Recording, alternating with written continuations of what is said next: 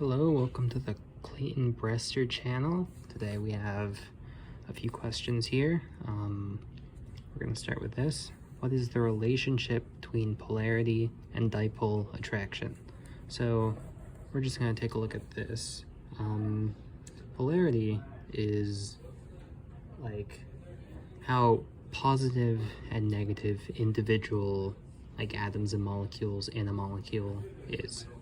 So like hydrogen is positive, this OH is negative, same goes for this. And what is dipole attraction? So positive things attract to negative things. So in molecules, positive parts of a molecule will be attracted towards negative parts of a molecule. So this OH is negative, this H is positive. So they will be attracted to each other. Not actually going to bond though. Well, actually they might, but yeah, they're not going to. All right, so I hope that cleared things up. On to our next part, a continuation on this. So knowing that, how are CH2F2 and CF4 different? So we're gonna take a look at this, or this. All right, this is CH2F2, this is CF4. So how are these different? Well, these hydrogens are positive, these fluorines are negative on all of these. And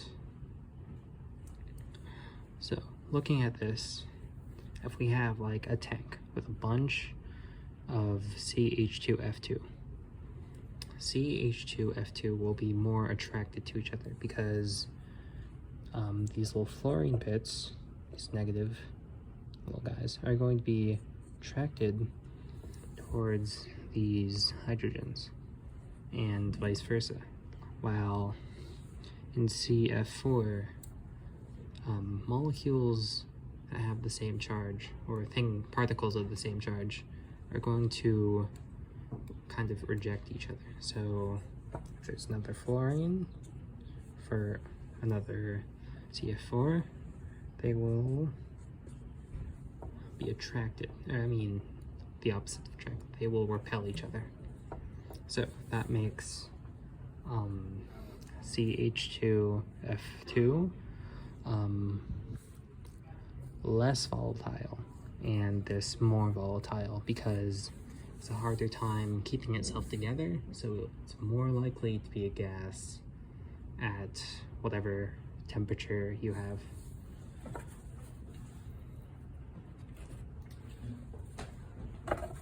Alright, now between those two from before, CH2F2 and CF4, what is more ideal? So taking a look at this, what is an ideal gas? So ideal gases are gases that would have no IMFs and no volume or size. This is like impossible because dispersion makes everything with electrons have IMFs, and every particle has volume and size, even if it's just a little bit. But just looking at this, I already answered this before. This is my second take, but right, yeah. Just looking at this, these are roughly the same volume and size, so who cares about that? IMFs though. So this has, again, the positive, positive, negative, negative. This has just the negative.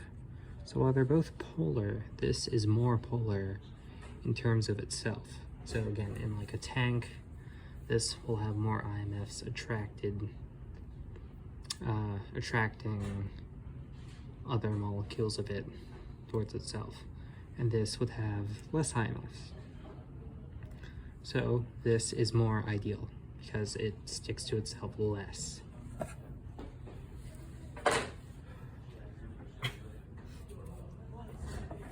So what gas would be more ideal than CF4?